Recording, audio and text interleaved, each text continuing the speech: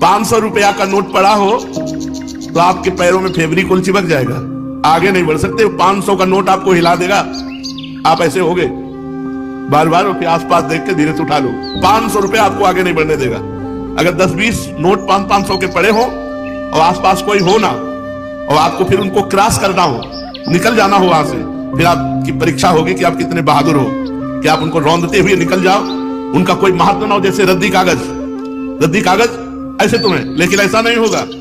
अगर एक कदम चलोगे, पीछे 500 का नोट है, आगे 2-4 नोट पड़े हैं, तो आसपास पहले दृष्टि जाएगी, कोई देख तो नहीं रहा है, फिर धीरे से उठा लेंगे।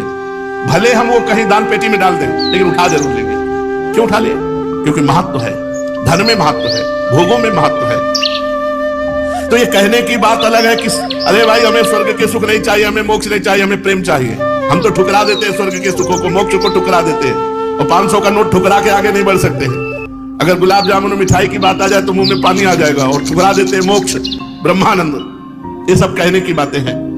स्वर्ग के दिव्य दिव्य भोगों को ठुकरा सके ऐसा भगवत प्रेमी महात्मा ही केवल होता है। नहीं, एक अप्सरा उतर आती है तो बड़े बड़े ऋषि मुनि जो है ना भ्रष्ट हो जाते हैं, अपनी स्थिति से गिर जाते हैं। और मोक्ष सुख तो बहुत बड़ा सुख है, भगवान के प्रेमी जन उसे ठुकरा देते हैं। मोक्ष सुख को अगर कोई ठुकरा पाया तो भगवत प्रेमी महात्मा, जो अभी स्वर्ग के सुख जानते नहीं। अब जैसे पहले ऋषि मुनियों के पास जो है अप्सराएं आया करती थी, बोले अमुक ऋषि के पास, जैसे विश्वामित्र जी के पास बोले मेनका जी आई, उनके पास अमुक आई। अब नहीं आती है, जरूरत है नहीं।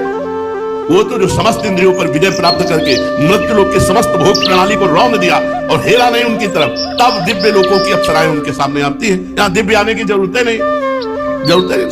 तो स्वर्ग के सुख तो तब उतरे ना जब मर्त्य लोक के सुखों का विजेता हो।